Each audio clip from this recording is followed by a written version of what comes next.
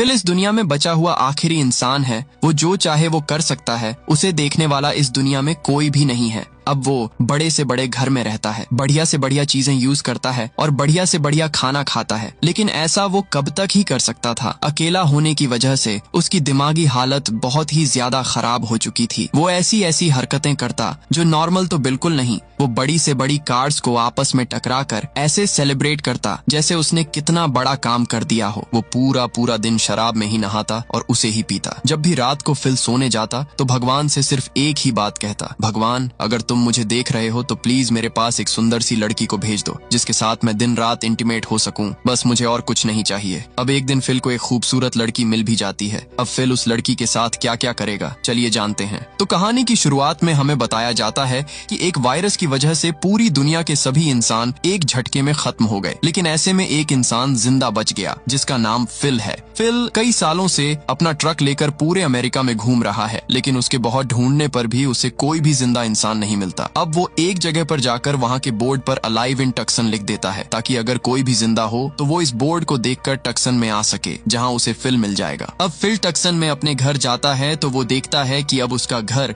बहुत ही ज्यादा गंदा पड़ा है। तभी फिल को याद आता है कि वो तो किसी के घर में भी रह सकता है, उसे रोकने टोकने वाला कोई भी नहीं है। इसके बाद फिल टक्सन के सबसे अमीर आदमी के घर को अपने रहने के लिए चुनता है। वो उस घर में लाकर अपना सारा पसंद का सामान रख देता है जो वो अपने ट्रक में रखकर पूरे अमेरिका से लेकर आया था। रात को सोते वक्त फिल भगवान से यही बात कहता है कि मेरे लिए एक लड़की भेज दो ताकि मैं उसके साथ मिलकर पॉपुलेशन बढ़ा सकूं। अगले दिन पास ही के एक मॉल में जाता है जहां उसने अपनी गन से उसके दरवाजे तोड़े और फिर अंदर चला गया। अंदर जाकर भी वो वहां की चीजों को तोड़ने फोड़ने लगता है और जितना हो सके उतना अपने लिए खाने का सामान लेता है। वहां उसे कुछ एडल्ट मैगजीन भी मिलती हैं जिन्हें वो अपने घर में ले आता है। रास्ते में फिल की एक नजर एक लड़की के स्टैच्यू पर पड़ती है जिसे देखकर वो मनमोहित हो गया, मानो वो उसे रियल समझ रहा हो। अगले कुछ दिनों में फिल अपने आप को बिजी रखने के लिए जो मन में आता उस चीज को तोड़ता, जैसे महंगी महंगी कार्स और भी बहुत सी चीजें। ये ऐसा इसलिए करता है ताकि उसे अकेलापन महसूस ना हो। ऐसे ही करते करते फिल को कई दिन बीत जाते हैं। अब वो अपने आप से बातें भी करने लगा था। आज फिल अपना बर्थडे सेलिब्रेट करता है क्योंकि आज उसका बर्थडे था। ऐसा करते हुए वो अपने कुछ पुराने बर्थडे सेलिब्रेशन को याद करता है जब उसकी फैमिली उसके साथ हुआ करती थी। गुस्सा होकर फिल भगवान से कहता है कि अगर तुम मेरे पास किसी को नहीं भेजने वाले तो कोई बात नहीं, मत भेजो, अब मैं अकेला हूँ, यहीं पर रह लूंगा। खैर, अब इसके बाद हमें 5 महीने बाद का सीन दिखाया जाता है जहां अब हम उस घर को देखते हैं जो घर कम और कचरे का ढेर ज्यादा लग रहा था। दरअसल अब वो यहीं खाता है और यहीं गंदगी करता है क्योंकि उसका मानना है कि उसके सफाई करने का कोई भी फायदा नहीं है क्योंकि सिर्फ उसे ही तो यहाँ रहना है और न ही उसे कोई देख रहा है। फिल डेली की तरह अपनी शराब की बॉटल्स को पूल में डालकर उसमें नहाता है और उसे ही पीता है। उसने अपने पूल को ही अपना टॉयलेट बना रखा था क्योंकि अब उसे ऐसे ही रहना पसंद है। इसके बाद फिल पास ही के एक बार में जाता है जहां उसने कुछ बॉल्स को ही अपना दोस्त बना रखा था और तो उसने उनके नाम भी दे रखे थे। वो उनसे ही अपने दिल की सारी बातें करता। वो कहता है कि अगर मेरे पास कोई भी लड़की आ गई तो मैं जिंदगी में कभी उससे ना तो नाराज हूँगा और ना ही कभी उससे किसी तरह की शिकायत रखूंगा। इसके बाद रात में उसी लड़की के स्टैचू के पास जाता है और उससे कहता है कि मैं थोड़ा शर्मीला हूँ, मैं तुम्हें बहुत दिन से नोटिस कर रहा हूँ कि तुम मुझे ही देखती रहती हो, लेकिन मेरे अंदर इतनी हिम्मत नहीं है कि मैं तुमसे अपने दिल की बात कह दूं। ये कहकर फिल उसे किस कर लेता है, लेकिन जब उसने उसका हाथ पकड़ा तो उसका हाथ ही टूट गया। ये देखकर फिल अपने भ्रम से बाहर निकल आता है। अब फिल अपनी इस अकेलेपन की जिंदगी से पूरी तरह परेशान हो चुका था। अब वो और ज्यादा इस तरह नहीं रह सकता। आज वो एक पहाड़ पर जाकर वहाँ पर एक पत्थर पर अपना नाम और अपनी डेट ऑफ बर्थ लिखता है और उसके ऊपर RIP लिखता है। वो अपने बॉल्स दोस्तों से कहता है कि तुमने मेरे रहने में मेरा बहुत साथ दिया और मैं तुम्हें कभी नहीं भूलूंगा, लेकिन अब मैं इस तरह और ज्यादा नहीं रह सकता। इसके बाद वो उन्हें गुड बाय कहकर अपनी गाड़ी में बैठकर अपने आप को खत्म करने के लिए निकल जाता है। वो अपनी गाड़ी को फुल स्पीड में चलाने लगता है। वो अपने आप को खत्म कर ही देता, लेकिन तभी उसे कुछ दिखाई देता है। उसने अपनी गाड़ी से निकलकर देखा तो दूर कहीं पर धुआं निकल रहा था। ये देखकर फिल के मन में जीने की उम्मीद जाग गई। उसे पता था कि जरूर वहाँ पर कोई न कोई जिंदा है। इसके बाद वो जल्दी से उस जगह पर जाता है। वहाँ उसे कुछ सामान और किसी लड़की के कपड़े दिखाई देते हैं। वो उन्हें देखकर पागलों की तरह उन्हें सूंघने लगता है और तभी वो बेहोश हो जाता है। उसकी जब आंख खुली तो वो एक खूबसूरत लड़की की गोद में लेटा हुआ था। वो लड़की फिल को देखकर खुश थी और फिल को भी उसे देखकर अपनी आंखों पर विश्वास नहीं हो रहा था। वो उससे कहती है कि मुझे यकीन नहीं हो रहा कि तुमने मुझे ढूंढ लिया। ये कहकर वो लड़की फिल को किस कर लेती है, लेकिन फिर जब एक बार फिर से फिल की आंख खुलती है तो एक औरत उसे सीपीआर दे रही थी, जो देखने में ज्यादा खूबसूरत नहीं थी और उसकी उम्र भी फिल से ज्यादा थी। वो फिल से कहती है, तुम बेहोश हो गए थे इसलिए मैं तुम्हें सीपीआर दे रही थी, और तो और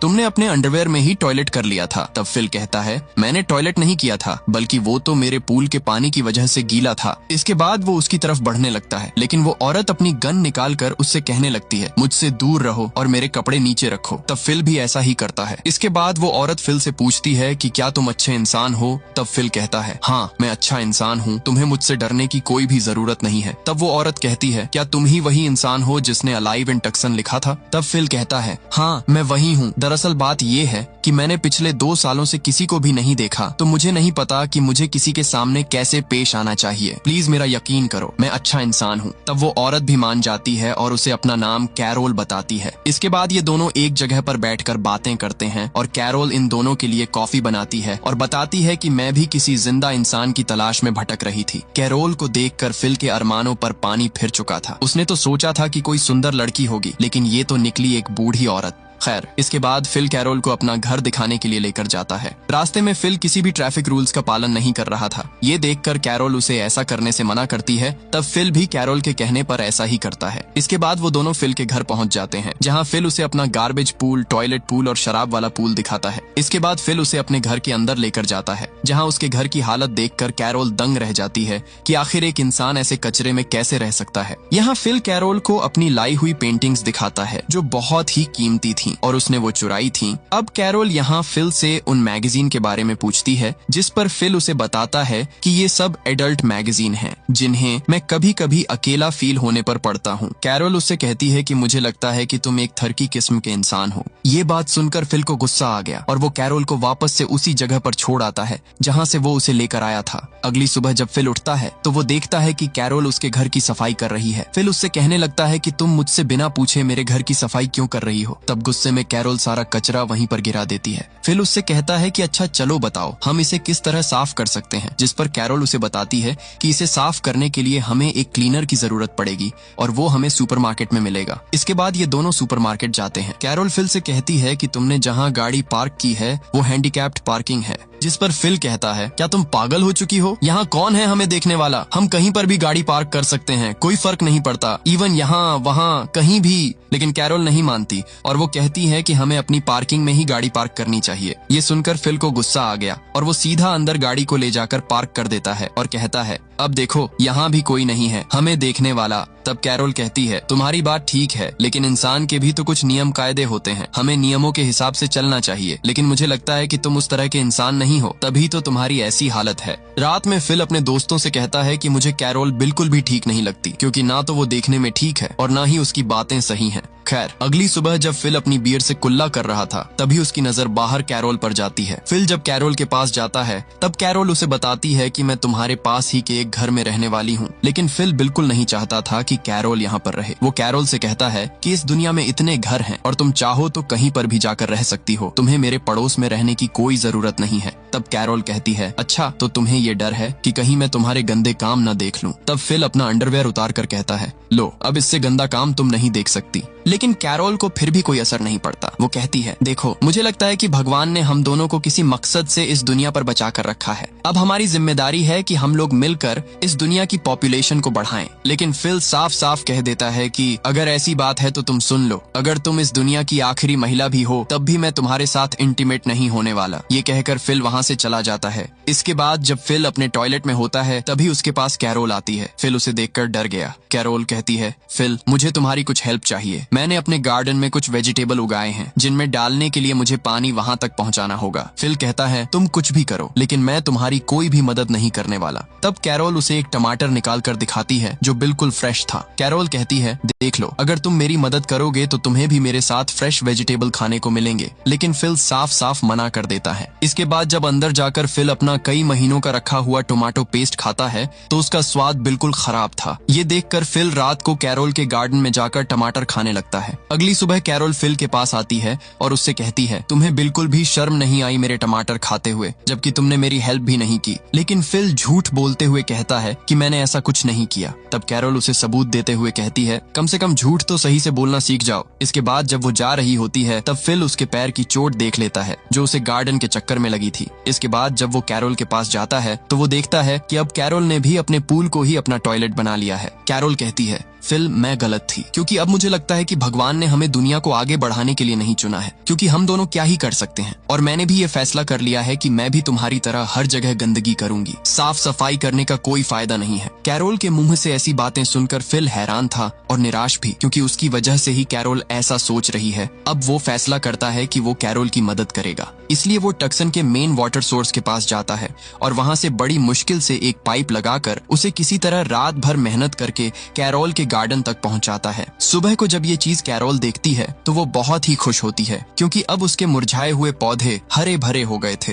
कैरोल फिल से कहती है, क्या आज रात हम लोग साथ में डिनर करें? तब फिल भी मान जाता है। इसके बाद जब ये लोग रात को खाना खा रहे थे तब कैरोल कहती है, मुझे लगता है कि हम दोनों साथ में अच्छे से रह सकते हैं और अब हमें ही पॉपुलेशन को बढ़ाना होगा। तब फिल भी उसकी बातों को समझ जाता है और कहता है, चलो ठीक है, अगर तुम मेरे साथ इंटीमेट होना चाहती हो तो मैं तैयार हूँ। वैसे भी फिल कैरोल के साथ इंटीमेट होना चाहता था, लेकिन कैरोल कहती है कि मैं तुम्हारे साथ ऐसे इंटीमेट नहीं होंगी, बल्कि पहले मैं तुम्हारे साथ शादी करना चाहती हूँ और फिर हम ये सब कर सकते हैं। ये सुनकर फिल ऐसा करने से साफ साफ मना कर देता है और वहां से जाने लगता है। लेकिन तभी फिल को याद आता है कि ऐसे तो वो कभी उसके साथ इंटीमेट ही नहीं हो पाएगा। इसलिए वो कैरोल की बात मानते हुए उसके साथ शादी करने के लिए तैयार हो जाता है, जिससे कैरोल बहुत खुश होती है। लेकिन फिल इस चीज से ज्यादा खुश नहीं था, क्योंकि उसे शादी से कोई मतलब ही नहीं था। इसके बाद कैरोल और फिल जाकर चर्च में शादी कर लेते हैं। लेकिन जब वो लोग बाहर आए तो फिल ने देखा कि वहां पर काफी सारे लोग अभी भी जिंदा हैं और तभी फिल की आंख खुलती है और हमें पता चलता है कि ये सब सिर्फ फिल का एक सपना था। तभी रात में ही कैरोल फिल के लिए कुछ खाना लाती है जो उसने अपने हाथों से बनाया था। दरअसल कैरोल को अब फिल की बहुत चिंता है और वो हर तरीके से उसका ख्याल रखेगी। कैरोल फिल से कहती है, अब क्योंकि यहाँ पर कोई नहीं है इसलिए हम दोनों में से किसी को प्रेसिडेंट बनना होगा। मैं चाहती हूँ कि तुम प्रेसिडेंट बनो। तब कैरोल के कहने पर फिल भी मान जाता है। अगले दिन कैरोल अपनी शादी के लिए बहुत ही लगन के साथ तैयारियां करने लगती है। इधर फिल सीधा उस स्टैच्यू के पास जाता है। वो उससे कहता है, आज मेरी कैरोल के साथ शादी है, लेकिन तुम्हें और मुझे पता है कि हम दोनों के बीच कितना प्यार है। भले ही मैं शादी कर लूं, लेकिन मैं तुम्हें नहीं भूल पाऊंगा। इतना कहने के बाद फिल चर्च में आ जाता है। कैरोल तो यहाँ पूरी तैयारी से आई थी, लेकिन फिल ने तो अपने कपड़े तक चेंज नहीं किए। ये देखकर कैरोल को अजीब तो लगा, लेकिन फिर भी वो इस चीज को ज्यादा नोटिस नहीं करती। अब सारी बातें होने के बाद जब सबसे जरूरी रिंग पहनाने की बारी आती है तो कैरोल देखती है कि फिल तो रिंग लाना ही भूल गया। शादी में इतनी जरूरी चीज को भूल सकता है। ये देखकर कैरोल समझ गई कि वो फालतू में ही एफर्ट डाल रही है, जब फिल को इस चीज में कोई इंटरेस्ट ही नहीं है। कैरोल गुस्सा होकर कार लेकर अपने घर चली जाती है। इसके बाद फिल भी अपनी गलती मानते हुए कैरोल के घर जाता है, लेकिन कैरोल दरवाजा नहीं खोलती। ये देखकर फिल दरवाजा ही तोड़ देता है। फिल ने जब अंदर जाकर देखा तो उसके तो होश ही उड़ गए, क्योंकि कैरोल ने अपने रूम को बहुत ही अच्छी तरह डेकोरेट कर रखा था, जिसमें उसे बहुत मेहनत लगी थी। इसके बाद फिल कैरोल के पास जाता है। वो कहता है कि मैं तुमसे कुछ बात करना चाहता हूँ, पर कैरोल कहती है कि मैं तुमसे कोई भी बात नहीं करना चाहती। फिल कहता है, देखो मैंने जो किया मुझे ऐसा नहीं करना चाहिए था, इसके लिए मैं शर्मिंदा हूँ, लेकिन जैसा तुम सोचती हो वैसा मैं तुम्हारे बारे में कुछ भी नहीं सोचता। दरअसल बात यह है कि मैं काफी वक्त से अकेला रह रहा था, तो मेरी दिमागी हालत भी खराब हो गई थी, इसलिए मुझे किसी भी चीज में इंटरेस्ट नहीं आता। लेकिन अब हम दोनों एक साथ रह सकते हैं। फिल की ऐसी बातें सुनकर कैरोल भी उसे माफ कर देती है। इसके बाद फिल कैरोल को एक ज्वेलरी शॉप में लेकर जाता है, जहाँ से कैरोल बहुत सी रिंग सिलेक्ट करती है और फिर फिल चर्च में जाकर कैरोल को सारी रिंग पहना देता है और अब फाइनली इनकी शादी हो जाती है। रात में ये दोनों एक दूसरे के साथ इंटीमेट होते हैं, लेकिन फिल को इस चीज में ज्यादा फील नहीं आ रहा था। इसके बाद अगले दिन कैरोल भी फिल के साथ मिलकर वो सारे पागलपन वाले काम करती है जो फिल करता था। कैरोल को भी इसमें मजा आता है। फिर फिल कैरोल को अपनी स्टैच्यू गर्लफ्रेंड से मिलवाता है, जिसे देखकर कैरोल गुस्से में उसे तोड़ देती है। इसके बाद जब ये लोग गाड़ी से कहीं जा रहे थे तभी उनकी गाड़ी से एक दूसरी गाड़ी टकरा जाती है। फिल जब बाहर निकलकर देखता है तो उस गाड़ी में से एक खूबसूरत लड़की निकलती है। उसे देखकर फिल एकदम सुन्न रह गया। उसे समझ नहीं आ रहा था कि वो कैसे रिएक्ट करे। वो लड़की अपना नाम मेलिसा बताती है। मेलिसा भी इन्हें देखकर बहुत ही ज्यादा खुश थी। वो इन्हें बताती है कि मैं बहुत दिनों से भटक रही थी, लेकिन फिर मैंने एक बोर्ड पर अलाइव इन टक्सन लिखा हुआ देखा, तब मैं यहाँ पर आई हूँ। इसके बाद ये दोनों मेलिसा को अपने साथ लेकर जाते हैं। फिल बताता है कि वो बोर्ड मैंने ही लगाया था, मुझे पता था कि तुम जैसी कोई खूबसूरत लड़की मुझ तक जरूर आएगी। अब तभी कैरोल कहती है कि हम दोनों कपल हैं और हमने अभी अभी शादी की है। ये बात फिल को ठीक नहीं लगती, क्योंकि वो मेलिसा को ये बात बताना नहीं चाहता था। खैर, अब जब ये लोग फिल के घर पहुंचते हैं, तब मेलिसा फिल के रूम को देखकर इम्प्रेस हो जाती है, क्योंकि उसके रूम में एक से एक कीमती पेंटिंग्स लगी हुई थी। लेकिन तभी कैरोल बता देती है कि ये सब पेंटिंग्स फिल ने चुराई हैं। फिल जो मेलिसा के सामने अपनी इज्जत बनाना चाहता था, लेकिन कैरोल ऐसा होने नहीं दे रही थी। साथ ही साथ वो बता देती है कि फिल अपने रूम को बहुत गंदा रखता है और उसने अपने पूल को ही अपना टॉयलेट बना रखा है। फिल ट्राई कर रहा था कि मेलिसा उसके साथ उसके घर में ही रहे, लेकिन जब कैरोल ने फिल की हरकतें बता दी तो मेलिसा ने भी सोच लिया कि वो यहाँ के पास ही वाले किसी दूसरे घर में रहेगी। खैर, अब ये लोग फैसला करते हैं कि ये लोग आज रात का डिनर साथ में ही करेंगे। रात को जब कैरोल और मेलिसा बात कर रहे होते हैं, तभी उनके सामने फिल आता है, जिसका हुलिया पूरी तरीके से चेंज हो चुका था। उसकी जो लंबी लंबी दाढ़ी थी, उसने वो काट ली थी। दरअसल फिल ये सब मेलिसा को इम्प्रेस करने के लिए कर रहा था, पर ये लुक ना तो कैरोल को ठीक लगता है और ना ही मेलिसा को। इसके बाद जब ये तीनों डिनर कर रहे थे,